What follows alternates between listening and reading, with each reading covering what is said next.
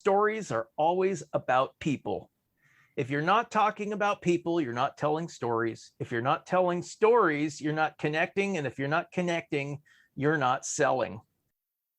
Welcome to Your Intended Message, the perfect place for leaders and promising professionals who want to convey the intended message for greater success.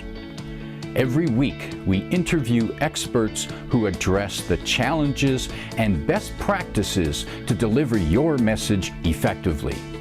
That might be one-to-one, one-to-few, or one-to-many. And perhaps the most important conversation, one-to-self. I'm your host, George Torok. My guest today is Dave Bricker. Here's 3 facts that I believe you should know about Dave. 1, he's sailed thousands of miles in search of stories, not gold, but stories. 2, he's an award-winning speaker who's authored 12 books. And 3, he's a business storytelling expert who helps professionals discover what to say and how to say it. Dave Bricker, welcome to Your Intended Message. George, thanks for having me today. It's an honor. Dave, it's delightful to be talking with you. And I wish that there are times that I could have been out there sailing across the ocean with you, because there's something about just getting lost in the ocean that must be soothing and stimulating to the imagination. Do you find a lot of your stories come from that sailing experience? Absolutely, because in storytelling, it's so important to make your story a metaphor for your listener's story. Because if you talk about yourself for too long, well, narcissism is the only disease in the world where the sicker you are, the better you feel, right? So you have a certain amount of time where you can talk about yourself, and then you'd better make it about the audience. But everybody has oceans to cross. Everybody has bridges to cross. There are these universal themes. So this sailing metaphor works very well.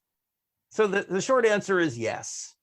I'm hearing you're saying there that even though not everyone is a sailor, not everyone has sailed, not everyone likes sailing, but you're saying that they can still connect with your story because everybody is on a journey.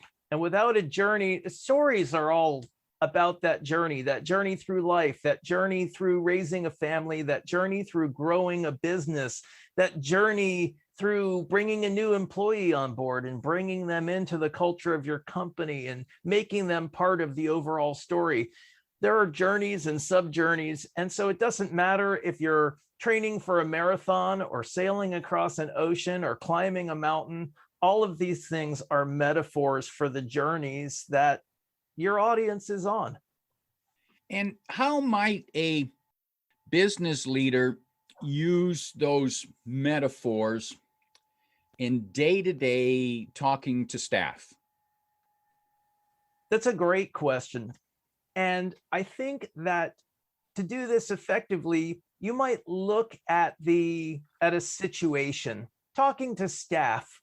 So for example, you can go in and you can challenge somebody's leadership. Maybe you've got a manager who's just running ineffective, boring meetings because they're kind of doing what a lot of people do. They come in and they tick the boxes, but they're not doing what Ernest Shackleton did when he had to get his men off the ice in the Antarctic, right? And he kept them together. They're not necessarily showing the leadership, or they're leading with authority and telling people what to do, but they're not leading by inspiring people. So maybe instead of coming in and giving somebody a data dump about what they're doing right and wrong in terms of their leadership, tell a story about Ernest Shackleton, the Antarctic explorer, or any number. Talk about how Winston Churchill kept Britain together during the Blitz, during World War II, and kept the spirit of the country high under terrible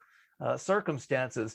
There are other types of leadership, but you're not going to get into somebody's head by starting with the word you and saying you did this or you didn't do that.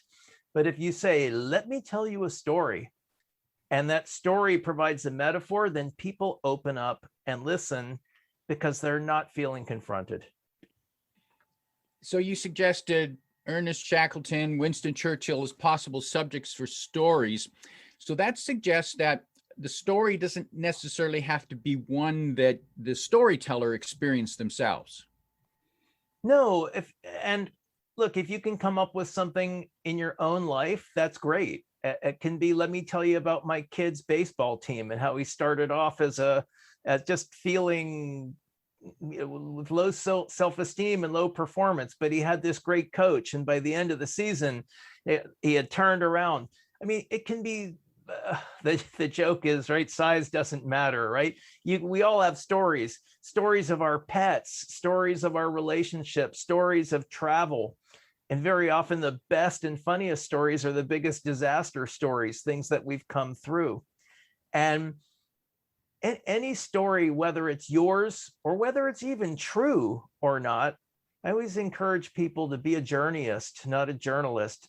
If the story is not a lie, if you're not deceiving somebody, whatever story will work to create that metaphor that transforms the listener, that gets them to think differently, then let it go. The story doesn't have to be true. That concept might upset a lot of people. And how do you counsel them to get over it? Well, let's think about some of our favorite stories. First of all, we raise our children on stories that aren't true. We call them fables, things like that. Our favorite stories, I mean, nobody's coming after Dan Brown for lying, right? I mean, these are best-selling books, and we know that they're fictional, but whether the goal is to entertain us or enlighten us, as long as we're not misrepresenting something, trying to get somebody to think something is true that isn't, then life doesn't unfold in tidy chapters. Things happen in odd orders. It's only in books and movies that things go boom, boom, boom, and they're nice and linear. Somebody's got to mess with the story to turn it into a teaching instrument. So it's one thing to claim that, well, I climbed Mount Everest, but you didn't. So, or I won a gold medal, but you didn't. So those are clear out lies. However, you could tell a story of someone who did climb Mount Everest, or perhaps you could make up you could tell a fictional event of, here's a team that's preparing and here's what they encountered along the way, without saying that was you. Exactly. And if you can't find something in your own experience, then make something up. Say, let me tell you about a mountain climbing team. And if somebody wants to go after the fact and say, I researched it and I couldn't find any evidence of that, that's, it's like, you just missed the point. Did you learn something from the story? And the other side of that is, if you and I had an experience, even recording this podcast, and if we got together in 3 months and somebody interviewed us and asked us to tell our impressions of how did that go, what did we talk about, chances are we would come up with very different accounts. We would remember different things because of our own biases. We would forget things because of our own biases. And whatever the true truth is, who knows? Do you, in your storytelling, do you use stories outside of the sailing experience? Sure. I mean, now my brand is story sailing. So I tend to use those nautical stories because I've got a huge collection of them, but they're popular stories like The Frog and the Scorpion that we've all heard, or one of my favorite stories, and it's great for business. And if you have a moment, I'll tell it because it's very short. It's the ant and the centipede, and the ant walks by and he sees the centipede and he says, "Oh, how do you walk with all of those hundreds of legs? That's just remarkable. I get 6 and I'm getting tied up." And the centipede kind of pokes his head up and looks at him condescendingly and says, "Oh, my boy, it's easy. I take the odd leg. No, wait a second. I take the odd legs on this side and the even legs. No, that's not it either." Anyway, after a while, the ant kind of shrugs and decides to move on. And he passes by an hour later, and the centipede's still tied up in knots, trying to explain what it was that he did naturally. Obviously not a true story, because ants and centipedes don't talk, but we have so many virtuosic people who are so natural at what they do, but very often they're terrible teachers. Aha, good lesson. Next time I see a centipede, I won't tie them all up in knots by saying, "Tell me how you do that," because it's amazing. Right. How do you get all those legs moving together? Yeah, and sometimes the virtuosos are not the best teachers. Ah. I mean, you're a coach, right? How many people do you coach where you don't know their industry, but you understand how to help them identify their blind spots? You don't have to be an expert in manufacturing to coach someone in the manufacturing business. Now, they need a mentor in the business, but as far as being a business coach, you need to help them identify their strengths, their weaknesses, their goals, their blocks. And that's a completely different skill set than being a manufacturing expert. That's remarkably true. We can learn, we can be good at what we do.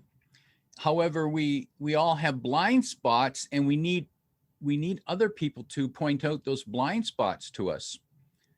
And certainly I do that when I work with business leaders. I help them, I point out the communication blind spots. Now, one of the areas, of course, that they all can get better at is telling stories. And if a business leader has a message to deliver to the team, perhaps it's the monthly meeting, and the message is about, it has to be about, okay, we've got a challenge, things are different, things are uncertain. How can that leader come up with a story that helps them get the message across? Where do they go? Well, first thing is, let's figure out what it is you're going to talk about. And the golden rule of storytelling is that stories are always about people. If you're not talking about people, you're not telling stories. If you're not telling stories, you're not connecting. And if you're not connecting, you're not selling. And I see the look. What is this about selling? This is not a sales presentation, but selling is not the art of getting people to part with their money. Selling is the art of demonstrating that you are worth getting to know, worth liking, worth trusting. The transaction is a byproduct of the selling, not the direct result of the selling. And if you're speaking to a group of people, you need to sell your credibility, you need to sell your leadership, you need to sell your ideas.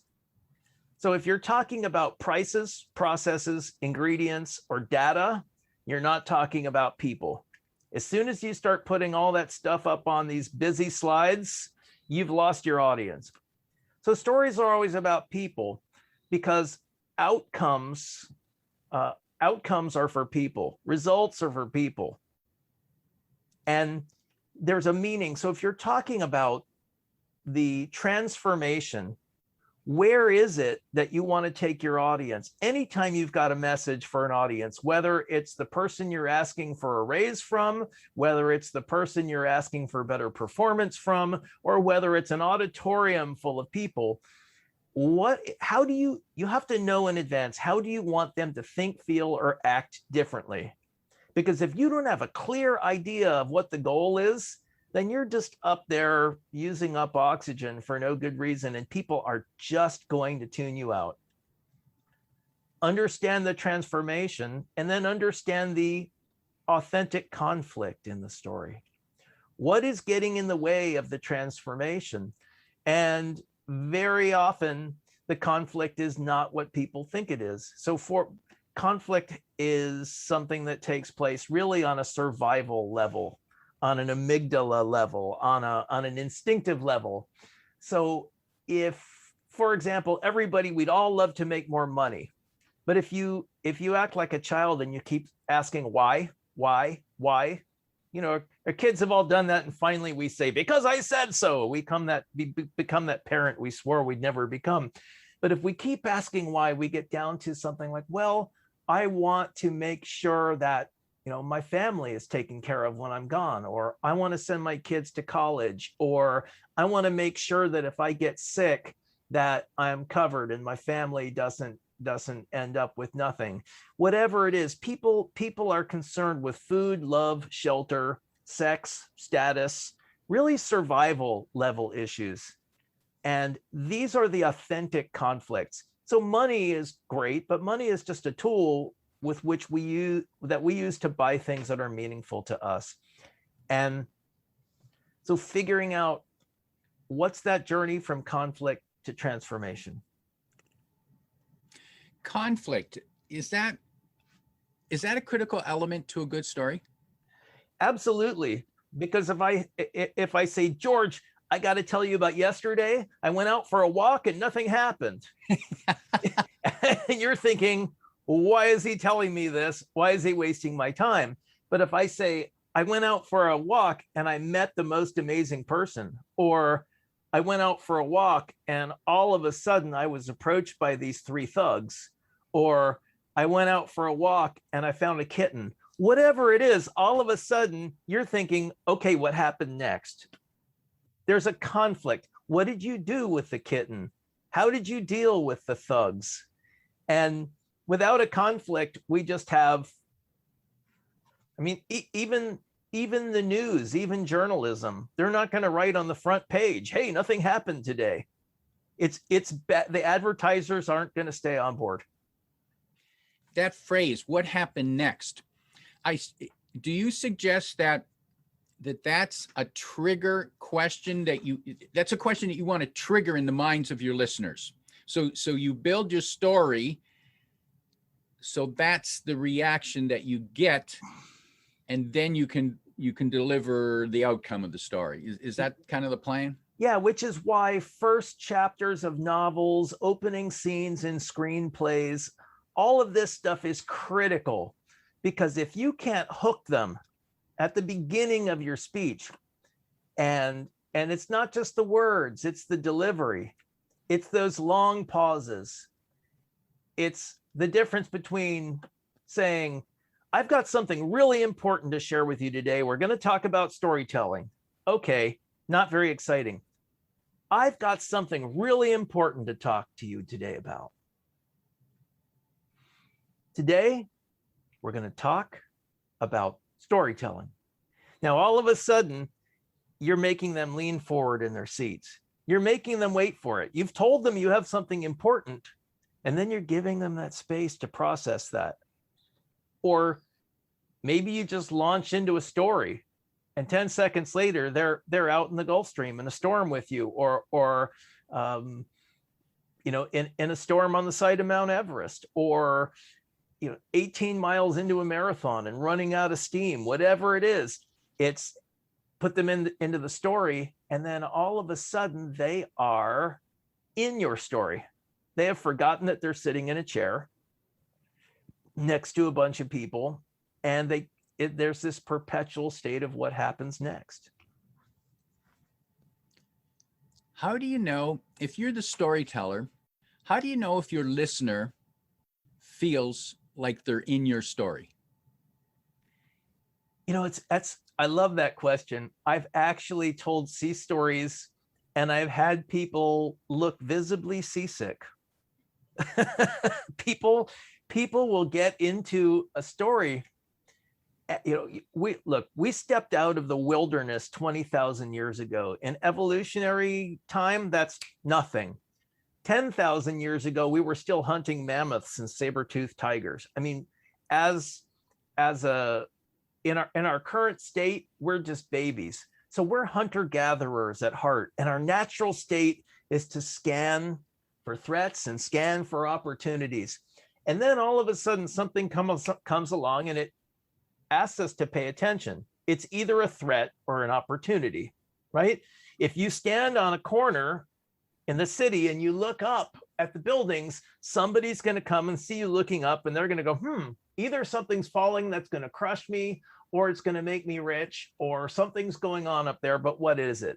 You stop and pay attention, right? And it's fascinating. Now, if you don't keep their attention, they're going to go, oh, it's just a bird, who cares? And they're going to go back to their cell phone and checking their email, because that's where the threats or opportunities are going to be coming from, right? Somebody's going to communicate with me. But if there's an opportunity, all of a sudden, you've got a whole crowd of people staring up, watching what's happening up at the top of that building there, and waiting for the money to fall, or waiting for the conflict to be resolved, or whatever it is. And now they are scanning for threats and opportunities in your story, and you are the guide. You're not the hero of the story, but if somebody's out on a boat in the Gulf Stream with me in a storm, and most people in my audiences are not blue water sailors, and so they're looking to me to get safely out of that situation because they're there on the boat with me. And you can see in their faces, the looks on their faces, that they are totally transformed. Now, you get in trouble for doing this, but if you went in a movie theater and you stood in front of the screen and looked back at the audience, you would probably see the same thing. As a matter of fact, you'd get all sorts of popcorn and cups and things thrown at you because you're interrupting this experience that people are having inside the story. Inside the story. Dave, can you take us inside a story? You've sailed across the ocean, you've sailed thousands of miles. Can you take us inside a story of one of your scariest moments while being out on the ocean? So I was 25 years old, sailing my 26-foot boat. This wasn't the ocean crossing. This was actually after the ocean crossing. But I was sailing back from the Bahamas to Miami after about 14 months away. And I left on a winter night, a January night, left in the afternoon. And it started off just beautiful. The first 6 or 8 hours, no, it's only 45 miles from the Bahamas to Miami. You're out of sight of land, but it's not that far a trip. So I left in the afternoon, hoping to sail through the night and get in the morning in better light. And after dark, it got colder and the wind got higher and it got colder and it got rougher. And pretty soon I was out there in some of the roughest weather I had ever seen. I shortened my sails. I kept going. There was nothing else I could do but keep going. I really couldn't go back. I couldn't land in the Bahamas in the dark. It's not very well lit. There's reefs. And okay, I kept on going. And pretty soon my path converged with 3 ships, 2 freighters and an enormous cruise ship. And I knew that they couldn't see me because I was in a tiny boat in big seas. And when I looked up to the top of my mast, my light was going dim. My battery was dying. So I'm invisible. And these ships can't see me, even on their radars in the big waves. The waves are bigger than my boat. It's the only time I've ever lashed myself into the cockpit, waves breaking over. So I dodged the 2 freighters and kept on going. And my course was really converging with the cruise ship, but I was able to cut behind it at the last minute. And I could hear the throbbing of the engines. And as I cut behind the cruise ship and I looked up into that aft deck, I could see the flashing lights of the disco and kind of hear that sound, that muffled sound from the disco, and the silhouettes of people dancing. And I thought, my God, these people are having an entirely different experience in the same place at the same time. I'm fighting for survival, and they're all fighting to get to the bar for their 3rd margarita, and they don't even know I'm here. And it was just this incredible realization. And it makes me wonder how many people listening to us today feel like that in their businesses, that they're out there in these rough seas and nobody can see them. And there are these enormous opportunities going by, these freighters and cruise ships. And they're like, hello, either do some business with me or stay out of my way, but don't run me over. They wouldn't even know, right? and this idea of communication and visibility and things like that. Now, this is a story I tell in a slightly longer version at the beginning of my keynote, but the point comes back to what we were talking about earlier, where it's my story. And yeah, it's a scary sea story, but why do you care about it? Because it's a metaphor for your journey in business. Because we all want to get those big clients and big opportunities and get noticed, and we all feel invisible. Now, I was, while you're telling that story, I certainly felt like I was there with you on the boat, and I could see these hulks, you know, the freighter and the cruise ship especially.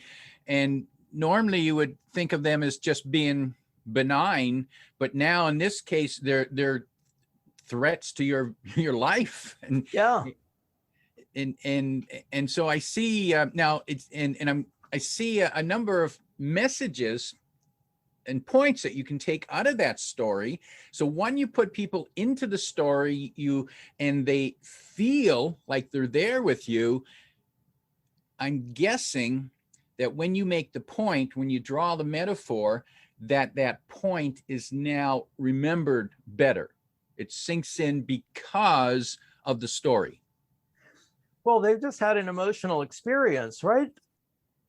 I mean, they're out there in a life-threatening situation. And then there are some other things I do that are more on the delivery side, like making the all of a sudden, like, well, I can see it, I can hear that, right? The sound of the engine, getting into some of the sensory stuff there brings that experience home. It's not just journalism anymore. It's like, oh wow, I'm there, and I'm visualizing, even looking up at the stern of the ship and the flashing lights and the silhouettes of the dancers, right? I paint a very specific picture of that moment for my listener, and it takes them there. And so I'm reminded, so as I'm watching you and hearing you deliver that story, so it's not just a matter of narrating the words in a monotone, it's deliver and perform the story so that people receive more inputs. It's more emotional, more visceral. And I'm reminded of, been many years, it's been decades actually, when I used to read fairy tales and fables to my children, and I would do it, you know, and you have that storytelling voice, you know, there was Goldilocks and the Three Bears, and you tell it, and you know, or 'twas the night before Christmas, and all through the house, and you use your storytelling voice with your children. But I wonder how many business leaders remember to do that when they're telling their stories to their team or to their clients, that they need to perform the story. Is that what you help them remember? Absolutely, because people are afraid of that kind of performance. They think it's theatrical. They worry it's over the top. They worry it's unprofessional. And you know, when we're little kids, we get to a certain age where, you know, we like to run around and scream and yell on the playground, and little kids have voices that are just 10 times as big as they are. And sooner or later, somebody says, come on, chill out, use your inside voice, act civilized. I think the ladies get it earlier than the men do. But somebody says, you know, calm down, act civilized, be professional. And we get trained not to use our voices. And certainly there are places to just be cool and be low key. But if you're trying to make a point, you're not screaming at your audience. You're using messaging techniques that are going to get you listened to. And people are going to listen to you if your message is interesting and entertaining, engaging, dynamic. So like that example I used in the beginning, where, hey, today we're going to talk about something special, storytelling. Or today we're going to talk about something special.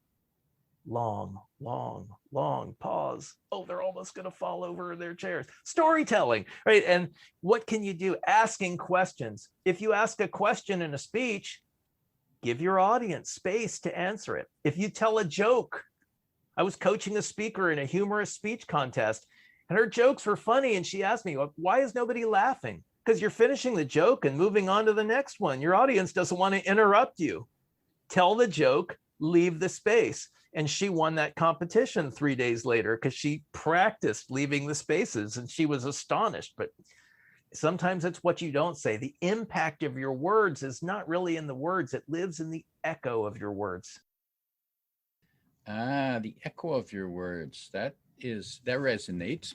Now, Dave, you mentioned one mistake when people don't allow the audience to have that space.